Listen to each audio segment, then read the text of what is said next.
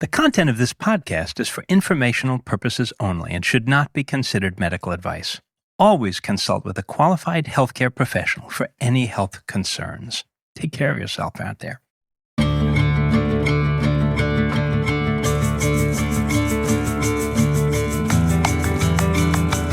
Welcome to Unravelling, a podcast that looks at the world through the lens of mental health. I'm Mary Wilson, a former journalist. And I'm Kurt White, a psychotherapist and social worker. Each episode on Unravelling, we take a look at a particular topic and talk to people who are working in or affected by mental health issues as they relate to that topic. In our last episode, we discussed the importance of contemplating our own mortality, embracing the idea of death, and how such openness can influence how we live. And it's got me wondering a little more about that. What about when death is no longer an abstraction, when it's something actually very real and immediate that might be happening to you or me or to one of our loved ones? How do we approach ourselves, approach the relationships that we have, approach the limited time we have left when something like that happens? There's always the questions on how will I know when my loved one is dying, or what are the stages? So kind of talking about the stages of the body's dying process. A lot of people want to know about food and drink. Should the person be eating and drinking? And I think my role is really to educate people in the dying process. That's Pamela Gasek. She's a professional dedicated to helping people and their families navigate that end-of-life process, and she's part of a growing field of caregivers known as death doulas. A death doula is also called an end-of-life doula. A lot of people might say, oh, I've heard of a doula before, but I assumed it was a birth doula. So there's also grief doulas, there's bereavement doulas. So an end-of-life or a death doula works with the entire person, not only physically, but mentally, emotionally, spiritually also. So supports not only the person, but the entire family through the process. As the death doula, I really tried to sort of mediate between what the medical professional was saying, what the family was saying, what the person was saying. And I would think of myself more as a mentor, more as, I guess, a conduit for conversation to happen. And I think it's a place to help facilitate conversation between the patient and their family. So a death doula is part of a team that, if we're fortunate enough, can help support us through that end-of-life process. And the role differs from palliative care or hospice care, which really focuses on the medical aspect. Instead, the death doula focuses on the emotional and spiritual needs of someone who's dying. And that's exactly what we're interested in exploring in this episode, the emotional and mental health landscape and challenges that people face when they know that death is near, and the helpers who provide comfort, companionship, clarity, and support to the dying person and their loved ones. And Pamela does that in many ways, including encouraging families to actually celebrate the person who's dying while they're still present there with them. So some of the things a death doula might do is work with the person who's dying to do like a living wake. So doing a celebration of the person's life while they're still alive. So have them work with them on writing their own eulogy, bringing all their loved ones, family and friends together and celebrating their life with them. Why wait till after somebody's gone to have a celebration of their life? Why not celebrate it while they're still here and can take part in it? And I think something like that can also really help the grieving process, because people are able to say their goodbyes and remember their really great memories of the person. And it really helps with the transition process and the grieving process when someone has left the earth.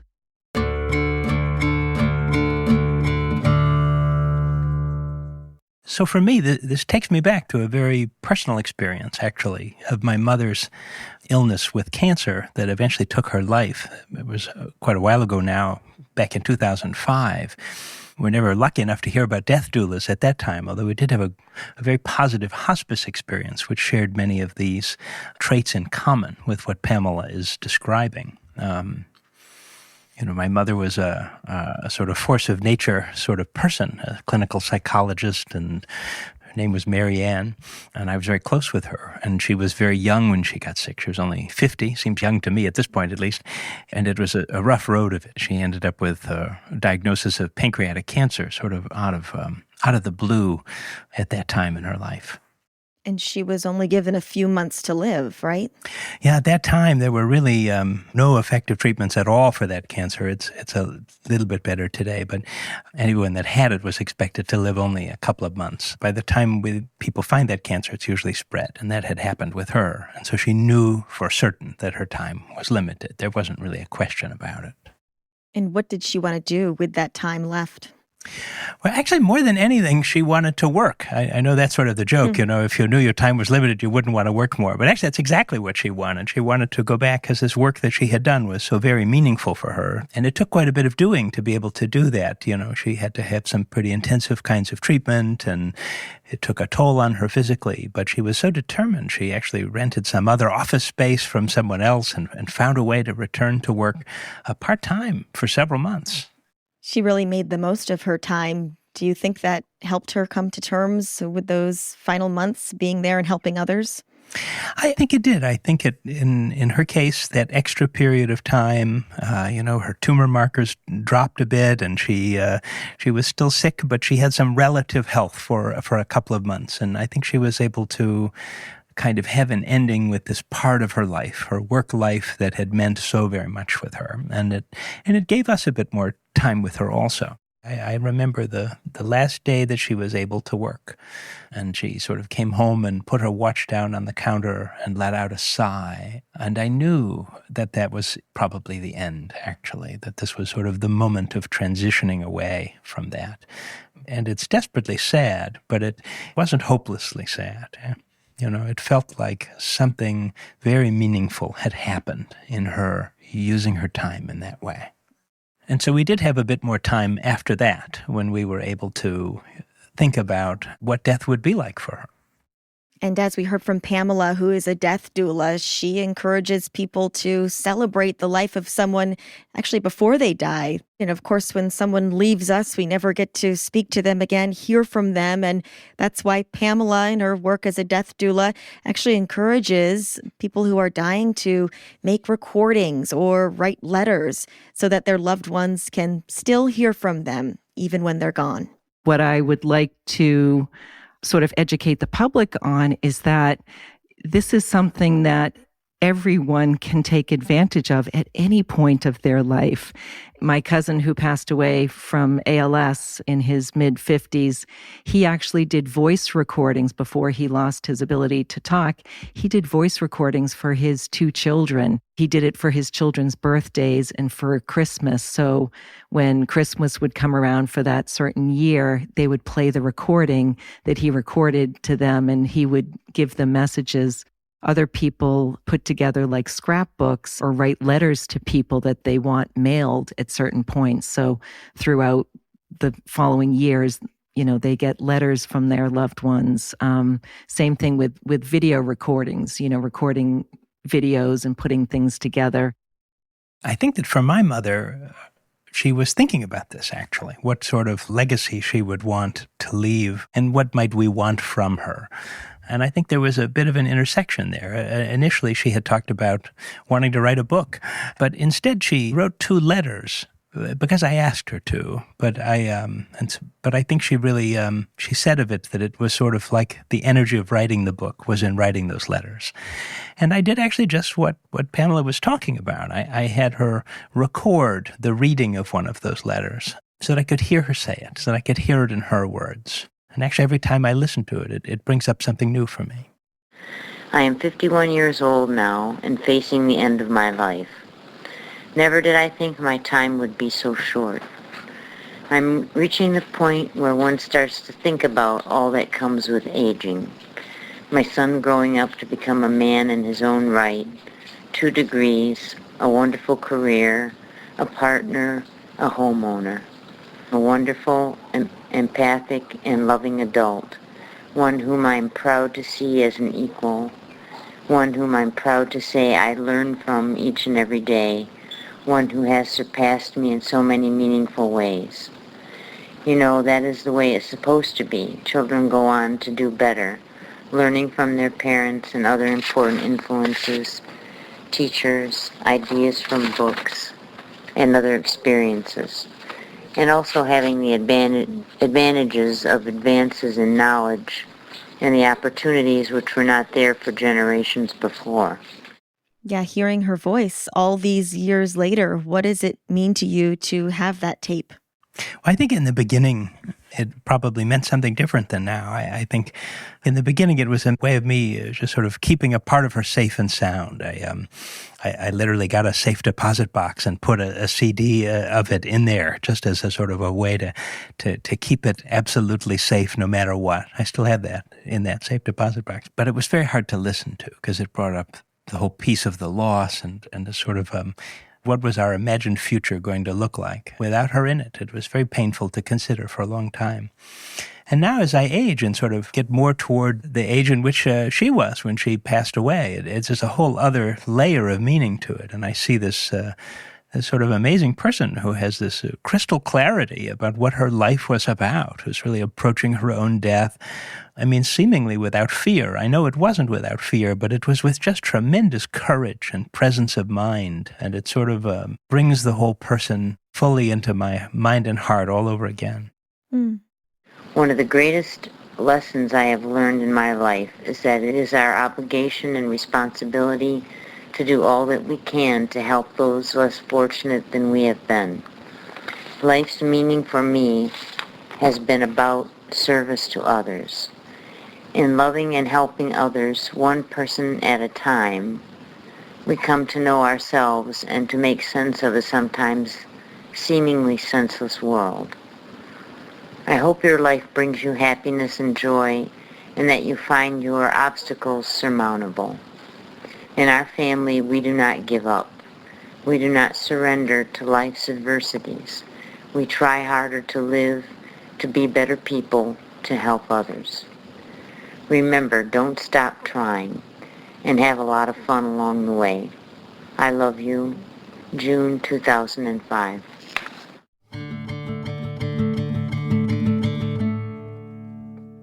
She really did sound so sure of herself. Like you said, her voice never wavered in that recording.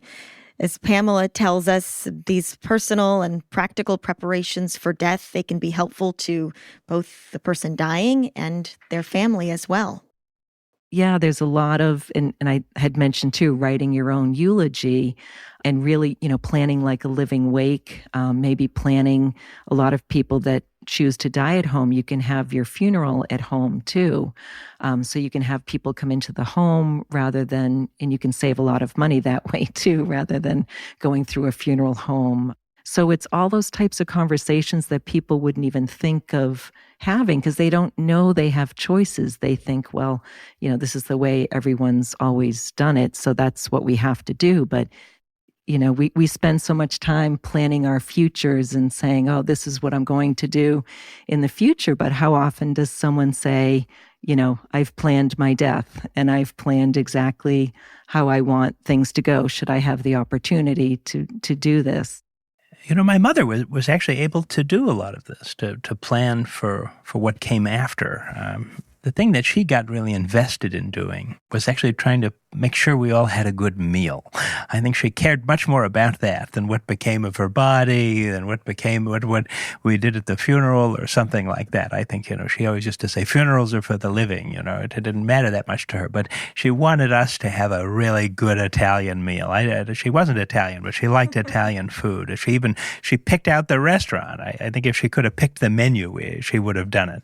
She couldn't eat in her last weeks of life. So I think the idea of us especially enjoying something that gave her great pleasure, she liked to have a good time.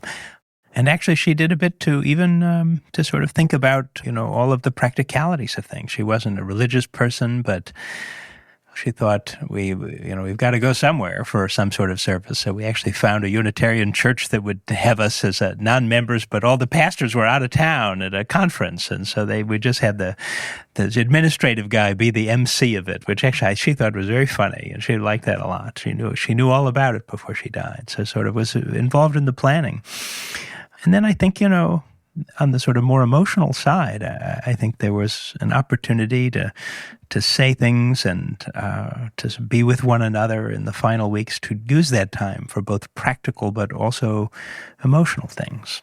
And I think, it's one thing to know that there are options and opportunities and a bit of time maybe to say things. But I think a lot of people have questions about what they would say, what they ought to be talking about. There's all this talk about planning, but what does the planning mean really? Did you and Pamela talk at all about how to organize one's thoughts if you're dying, about how the need to think through specific details and make sure your wishes are communicated? Yeah, we did. Pamela told me all about this document that helps people and their families do just that, to prepare for death and make sure that their medical, personal, emotional, and spiritual preferences are known and respected. I brought a document here, and it's called The 5 Wishes. So the 5 Wishes is all about giving guidance to healthcare providers and loved ones, reducing the uncertainty and all the stress that comes during that difficult time. And it covers 5 different aspects of care and decision-making. And so the first one is who I want to make health decisions for me when I can't make them for myself. The next wish is for the kind of medical treatment you want or don't want. There's another wish for just how comfortable you want to be. Do you want pain medication, even if it makes you drowsy? And then there's a wish for how you want people to treat you. Do you want to die at home, have a certain kind of music playing? Then there's the last wish, which is what you want your loved ones to know. Do you want to be buried, cremated, some other option? Do you want to donate your organs, or do you want a funeral? And if so, what would you like included in that funeral? I've encouraged my daughters to fill this out also, just because it opens up the conversation and helps them feel more comfortable. She had her daughters do this because 12 years ago, she faced her own journey with contemplating death when she was diagnosed with cancer.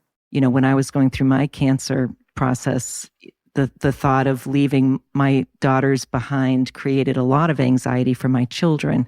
So knowing my wishes and being able to talk about it really was a wonderful bonding experience with my whole family and my extended family too. I really see the value in understanding what one's wishes would be ahead of time so that your needs might be able to be met, actually. That's right. And she really emphasized that anyone can do this, ask themselves these questions and have these conversations, no matter what stage of life they're in. And I'll give a little story. When my father passed away 3.5 years ago, he filled out these 5 wishes. And with my father, it was a wonderful experience that he was able to use this document and have this conversation for the first time in his life when he was dying at age 83, to have us all together. And it really was an unbelievable bonding experience for our family.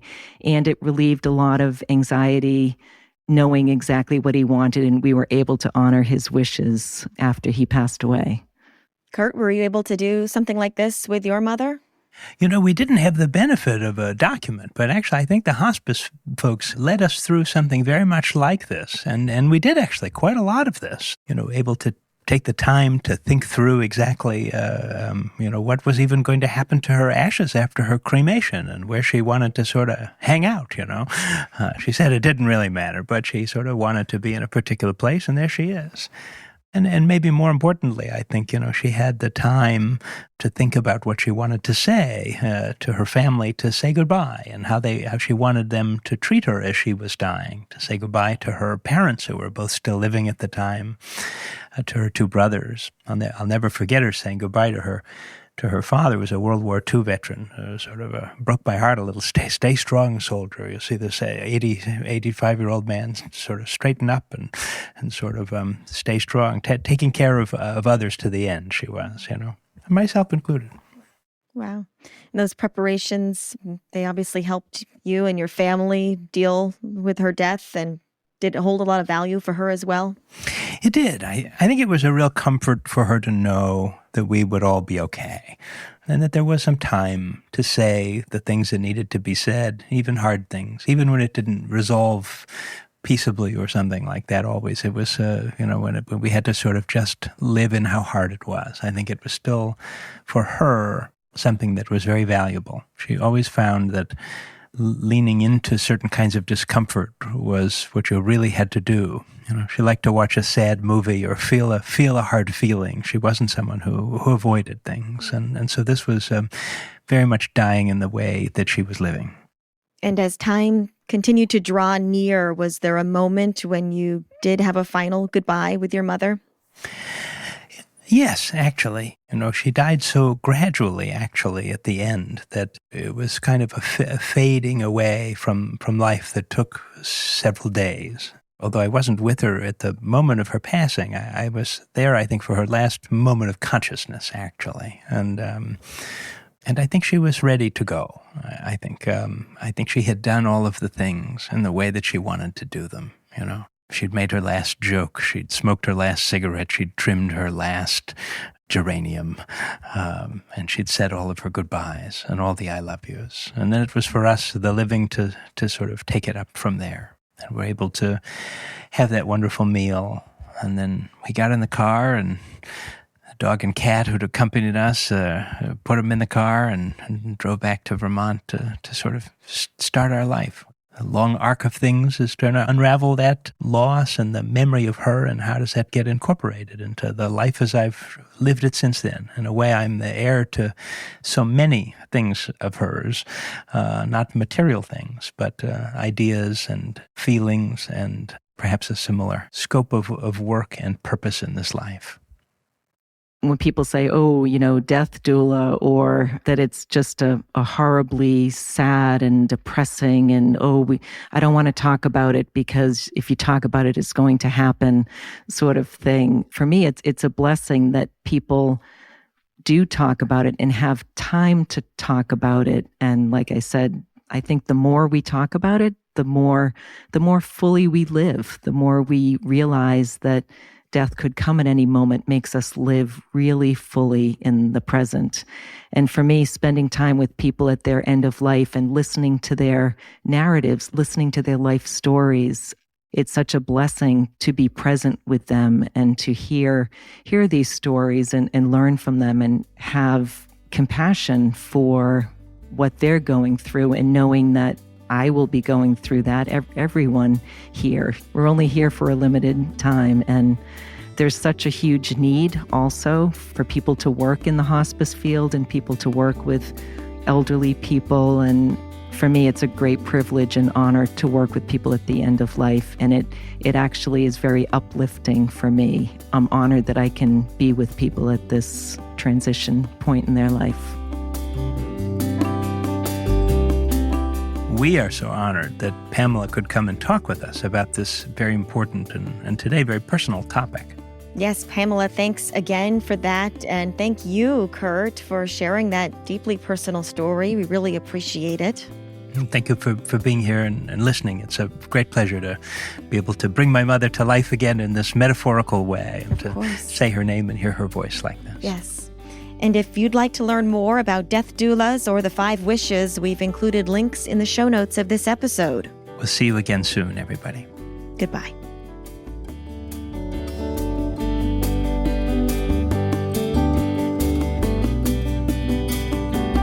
Unravelling is brought to you by Brattleboro Retreat and is produced by Charts and Leisure. Find us on social media by searching Brattleboro Retreat. Brattleboro Retreat is committed to exploring diverse perspectives on mental health. While we invite hosts and guests to share their insights, the views expressed are their own and do not necessarily reflect the policies or positions of the hospital or its staff.